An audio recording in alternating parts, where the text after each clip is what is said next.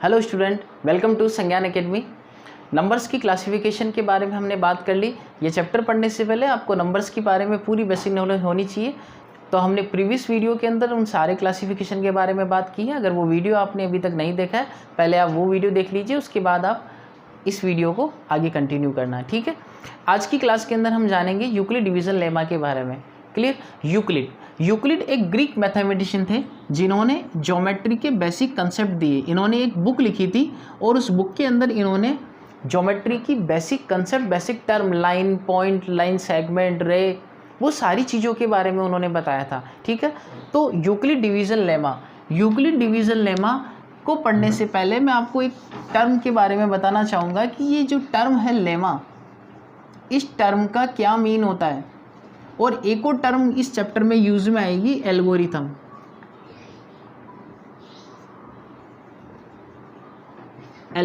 तो हम पहले ही इन दोनों टर्म के बारे में जान लेते हैं। दोनों टर्म क्या है।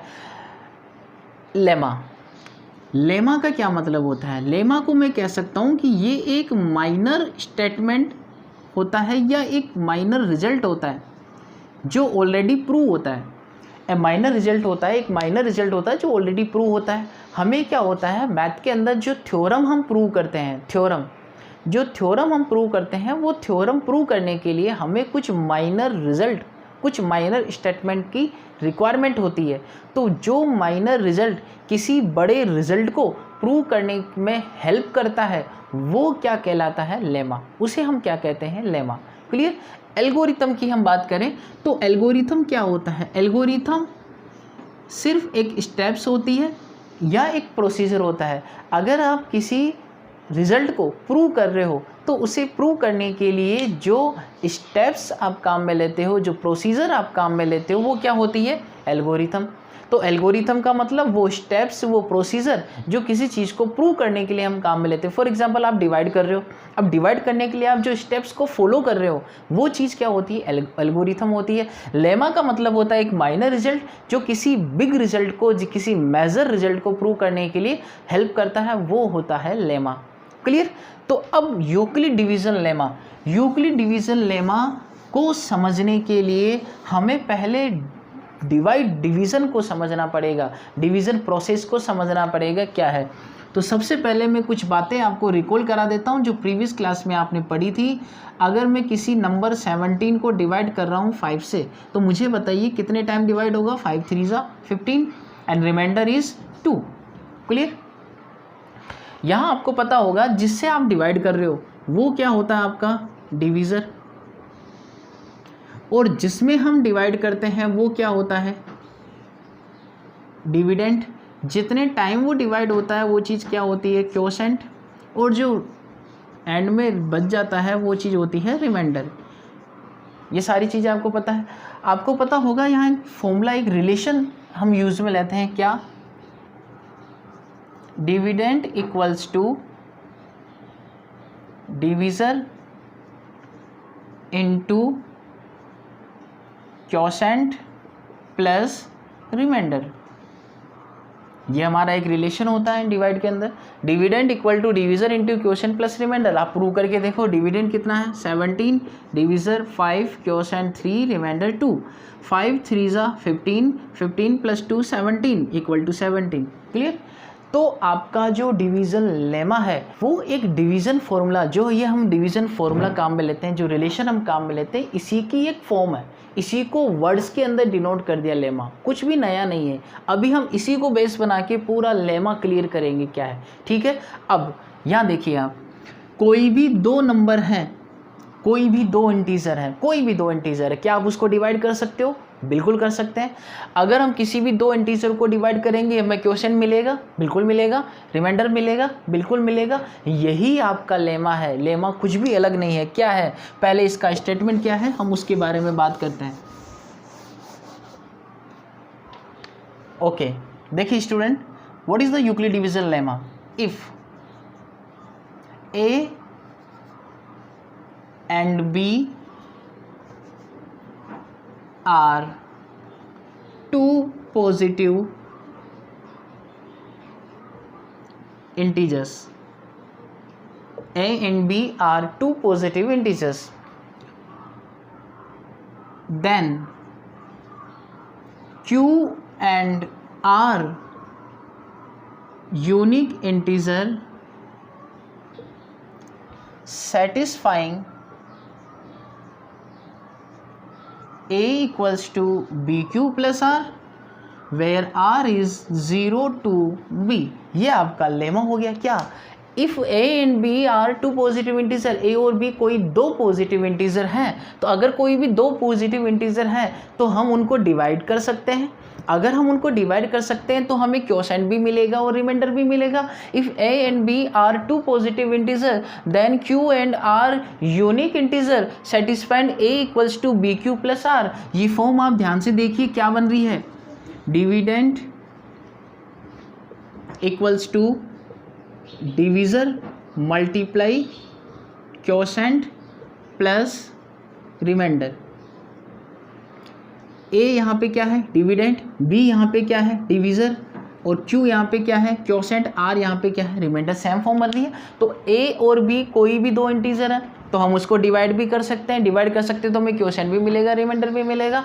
तो यूक्लिड डिवीजन लेमा ये कहता है A and B are two positive integer then Q and R unique integer is exist satisfying A equal to B Q plus R. तो वो दो यूनिक इंटीजर हैं जो सेटिस्फाइड करेंगे किसको? A equal to B Q plus R को। आपको पता होगा जब भी आप डिवाइड करते हो, जैसे आपने अभी डिवाइड किया था 15, आप मुझे एक बात बताइए, ये जो रिमाइंडर है, ये रिमाइंडर, क्या ये रिमाइंडर कभी भी डिवीजर से बड़ा हो सकता है? नहीं, ये रिमाइंडर डिवीजर से हमेशा क्या होगा? छोटा होगा। अगर ये इससे बड़ा हो गया तो डिवाइड एक बार और चला जाएगा।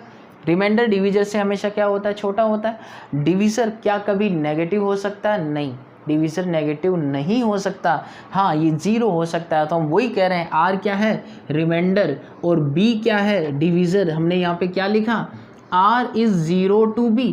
R की जो वैल्यू है 0 के इक्वल हो सकती है, 0 से ज़्यादा होगी बट B से क्या होगी? कम होगी। रिमाइंडर 0 हो सकता है, 0 से कम नहीं होगा, और ये जो B है डिवीज़र है, इससे कभी भी ज़्यादा नहीं होगा। तो हम ये कह रहे हैं A equals to B Q plus R, R is 0 to B। R की वैल्यू 0 के इक्वल है, 0 से ज़्यादा है बट B से क्या है? कम। B क्या है? आपका डिवीज़र। ये आपका क्या है? लेमा। क्लियर? हमने देखा कि लेमा कुछ भी नहीं है, आपका ये फॉर्मूला है जिसी को हमने एक टर्म बना दी, एक स्टेटमेंट बना दिया, एक फॉर्म बना के रिप्रेजेंट कर दिया, लेमा। क्लियर? अब सबसे पहले हम बात करेंगे यूक्लिड डिवीजन लेमा से हम एचसीएफ कैसे फाइंड करते हैं। क्लियर? देखिए,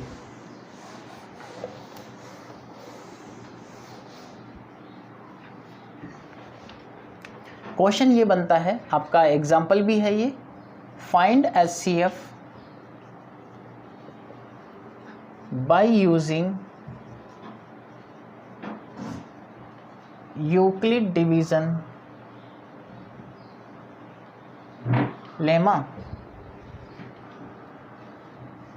of 81 and 237। क्वेश्चन इस तरीके से बनेगा कि ये दो नंबर्स हैं, इनको एचसीएफ फाइंड करना है बाय यूक्लिड डिवीजन लेमा। ठीक है, तो हम 81 और 237 का क्या निकालेंगे? एचसीएफ निकालेंगे। देखिए स्टूडेंट, कैसे निकालेंगे हम? आप क्या करोगे? आप सिंपली डिवाइड करोगे सबसे पहले। इनमें से बिगर नंबर क्या है? 237, स्मॉलर क्या है? 81। स्मॉलर से बिगर को हम क्या कर देंगे? डिवाइड कर देंगे। तो आप इसको डिवाइड करेंगे, 81 कितने टाइम डिवाइड होगा? 2 time, that is 162। Clear? Remainder 5, 13 minus 6 7, remainder क्या मिला हमें? 75। अब देखिए हम इसको कैसे रिप्रेजेंट करेंगे? By Euclid division lemma. हमने पहले ये डिसाइड करना है कि इनमें से बड़ा कौन सा है, तो हमने लिखा कि 237 इज़ ग्रेटर देन 81। तो हम बिगर नंबर को डिवाइड करेंगे स्मॉलर नंबर से। हमने डिवाइड किया और उसके डिवीज़न की फॉर्म लिखेंगे। डिविडेंड क्या है? 237, डिवीज़र क्या था?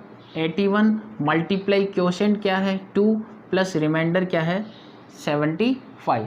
क्लियर? आप चाहो तो यहाँ स्टेटमेंट भी लिख सकते हो यूक्लिड डिवीजन लेमा का, and that is A equals to B Q plus R.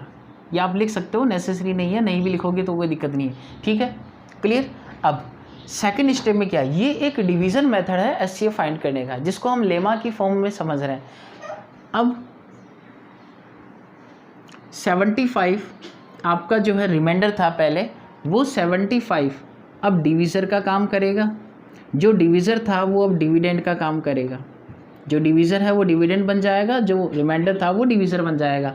तो अब 75 को हम डिवाइड करेंगे किससे, 81 से, तो 1 टाइम डिवाइड होगा 75, रिमाइंडर क्या रहेगा हमारे पास 6, रिमाइंडर क्या हो गया 6, तो हम मल्टीप्लाई क्वोशेंट 1, रिमाइंडर कितना है 6। अगेन ये प्रोसेस चलेगी, फिर आपका यही होगा, जो आपका डिवीज़र था वो बन जाएगा डिविडेंड, जो आपका रिमाइंडर था वो बन जाएगा डिवीज़र। तो अगेन आप इसको डिवाइड करोगे 75, तो हम इसको डिवाइड करेंगे 6 1 जा 6, रिमाइंडर 1, 6 2 जा 12, रिमाइंडर कितना आया 3।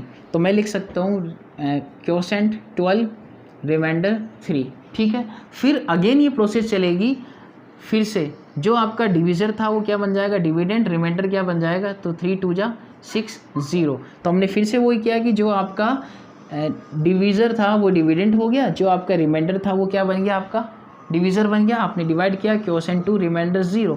जब आपका रिमाइंडर 0 आ जाता है तब आपकी प्रोसेस, ये स्टेप आपकी वहाँ ख़त्म हो जाती है। जिस स्टेप में आपका रिमाइंडर क्या मिला 0 मिला, उस स्टेप के अंदर जो आपका डिवीज़र है वही आपका क्या है एचसीएफ।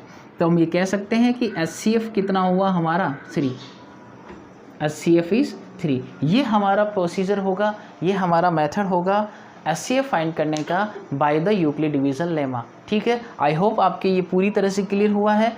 क्वेश्चन की आप प्रैक्टिस करिए, आपकी एक्सरसाइज के अंदर इसका एक क्वेश्चन दिया है जिसमें काफ़ी सारे पार्ट, काफ़ी सारे नंबर दिए हुए हैं, तो आप उसकी प्रैक्टिस करिए। कोई भी डाउट है तो आप कमेंट बॉक्स के अंदर हमें कमेंट कर सकते हैं। अगर ये वीडियोस आपको अच्छे लग रहे हैं, मैं जो कुछ भी आपको पढ़ा रहा हूँ आपको समझ आ रहा है, तो प्लीज़ वीडियो को लाइक करें, वीडियो को शेयर करें अपने फ्रेंड्स के साथ, और चैनल को अगर आपने सब्सक्राइब नहीं किया है तो पहले चैनल को सब्सक्राइब कर लीजिए, ठीक है। तो मिलते हैं नेक्स्ट वीडियो में, तब तक के लिए good luck and good bye.